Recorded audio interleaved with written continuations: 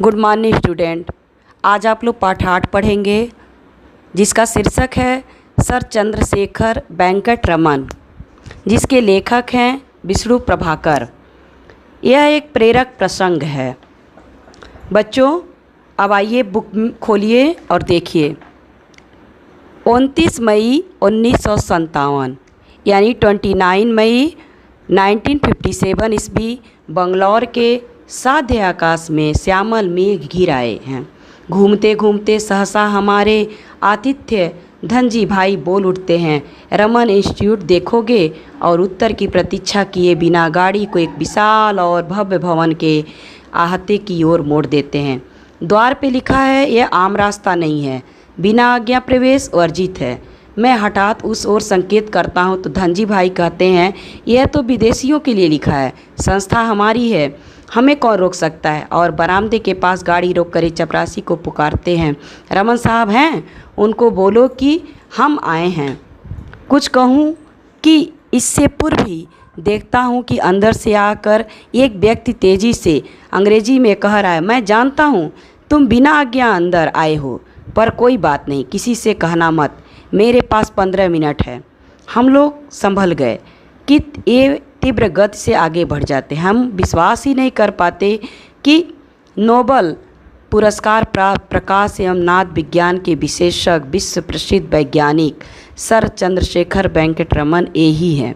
Coat, पतलून, जूता, दक्षिण भारतीय शैली की पगड़ी, नाक कुछ लंबी, बाईं ओर का दांत टूटा हुआ, बाँह और गले पर से कोट भी फटा हुआ। ये है रमन, ये व्यक्तित्व है इनका। इसमें लेखक ने सर वेंकट रमन के बारे में, उनके व्यक्तित्व के बारे में बताया है। यह एक साधारण जीवन जीते थे, जिनका पूरा जीवन उनको देखकर ये नहीं लगता था कि इतने बड़े वैज्ञानिक हैं, विश्व प्रसिद्ध वैज्ञानिक हैं, और यह एकदम सादा स्वभाव में रहते थे।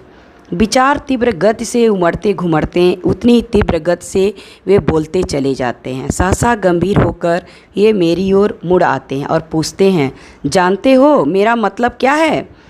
मैं अचकचा कर कहता हूँ जी जी जी।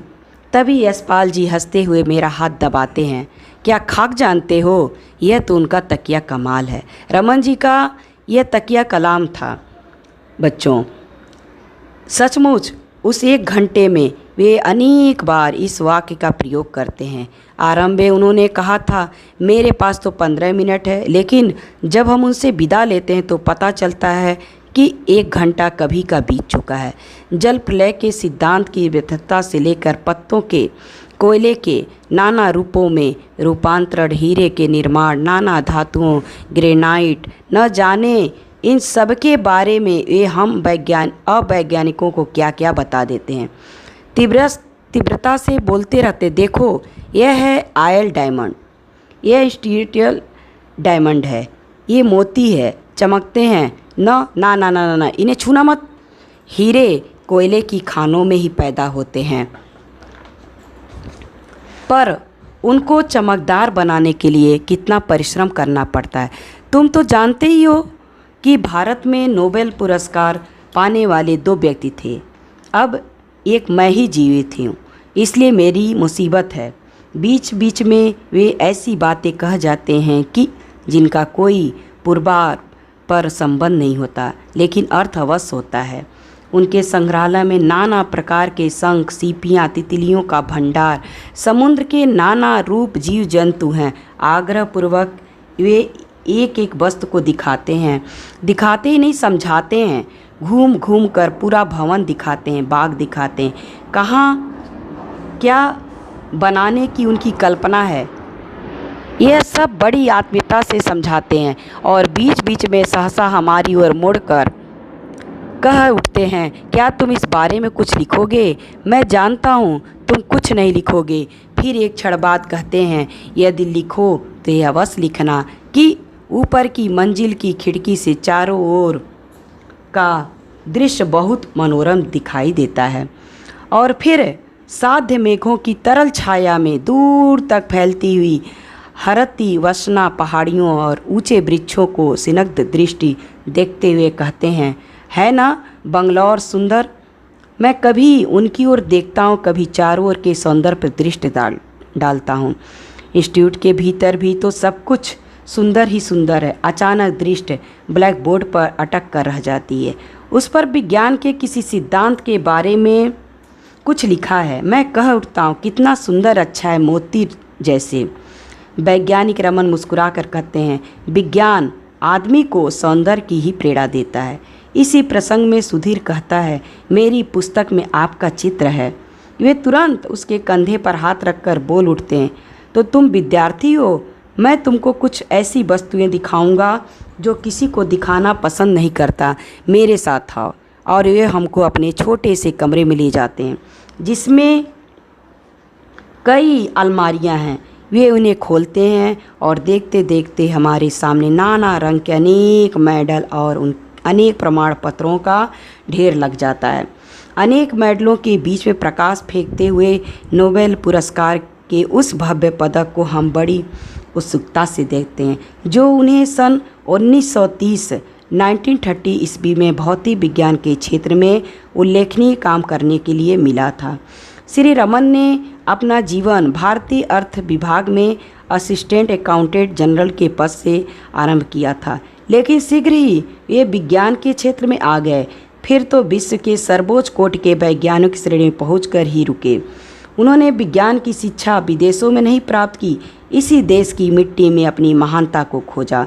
समुद्र को देखकर उन्होंने कल्पना की कि स्वच्छ जल में होकर जब प्रकाश चलता है तब प्रकाश के फैलने की प्रक्रिया में नाना प्रकार के रंग उत्पन्न होते हैं। उनकी इस खोज के बारे में सोचते सोचते न जाने मैं कहाँ चला जाता हूँ कि सहसा सुनता हूँ वे कह रहे हैं, इस पदक को देखो कितना असुंदर है। सहसा झटका लगता है, लेकिन जब उस बोर्ड पर लगे हुए पदकों को देखता हूँ तो सचमुच उनमें भारत रत्न का पदक असुंदर ही दिखाई देता है। उससे असुंदर एक और पदक है, कलकत्ता विश्वविद्यालय का, गलतफहमी न हो, जहाँ भौतिक सौंदर्य की चर्चा है। और मैं जानता हूँ उन्होंने इस शब्द का प्रयोग इसलिए किया कि कुछ क्षण पहले मैंने अक्षरों के सौंदर्य की प्रशंसा की थी। एकाएक बोल उठते, आओ आओ, आप लोगों को कुछ और सुंदर वस्तुएं दिखाए। और वे तीव्र गति से आगे बढ़ जाते हैं। पीछे पीछे हम भी एक छोटे से कमरे में पहुंचते हैं। विज्ञान के नाना उपकरणों से सजा यह कमरा कुछ ही क्षणों में इंद्रधनुष के प्रकाश में जगमगा उठता है। आश्चर्य से हम एक दूसरे को देखते हैं, जैसे हम सब रंगों के सागर में तैर रहे हैं, वैसे ही जैसे नाना रूप रंग की परियां बच्चों के स्वप्न संसार में तैरा करती हैं। और कभी प्रकाश तथा रंग के जादूगर रमन हैं कि कभी यह शीश दबाते हैं तो कभी वह फिर कोट की जेब में हाथ डालकर सृष्टता की तरह निसंग भाव से मुस्कुराने लगते हैं। और वह पराबैंगनी प्रकाश हमको अलौकिक रूप देता रहता है। काफ़ी कुछ देख चुके हैं, अतः अंत में सोने और हीरे के नाना रूपों को देखते हैं। इस बार हिंदी में कहते हैं, सब देखा हो गया।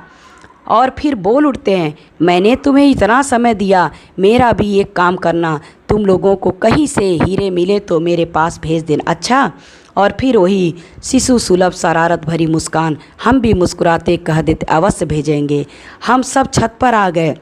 विदा ले इससे पूर्व यशपाल जी उनसे प्रार्थना करते हैं, आपका एक चित्र खींचने की इच्छा है। वे जैसे एकदम तड़प उठते हैं, इस फटे कोट में चित्र खींचोगे? यानी आप दुनिया को दिखाना चाहते हो कि मैं फटा कोट पहनता हूँ? खैर कोई बात नहीं, खींच लो। यशपाल भाई फ़ोटो खींचते हैं और फिर हम इस आकस्मिक अद्भुत प्रसंग से अभिभूत कई क्षण मौन चलते रहते हैं। ये उसी निसंग भाव से हाथ मिलाते हैं, नमस्कार करते हैं और मुस्कुराते धूमकेतु की तरह जैसे आए थे वैसे ही भीतर चले जाते हैं। जब चले जाते हैं तब हमें उनकी उपस्थिति का भान होता है। 6 वर्ष बाद आज 1963 में सोचता हूँ कि अनुसंधानकर्ता की लगन, वृद्ध की सनक और शिशु की सरलता, इनकी सीमा रेखा कितनी पतली है। इस चित्र में क्या वे एक साथ सरल स्वभाव, कल्पना प्रिय, सद्भावी और आत्म प्रदर्शन प्रिय महत्वाकांक्षी नहीं जान पड़ते? परंतु सच यह है कि जो जितना ऊंचा उठता है वह उतना ही सरल एवं सहज रहता है। विष्णु प्रभाकर जी ने कहा है, रमन जी के बारे में, उनके पूरे व्यक्तित्व के बारे में वर्णन किया है। इस महान पुरुष के बारे में इन्होंने बहुत सरलता से बताया है। धन्यवाद।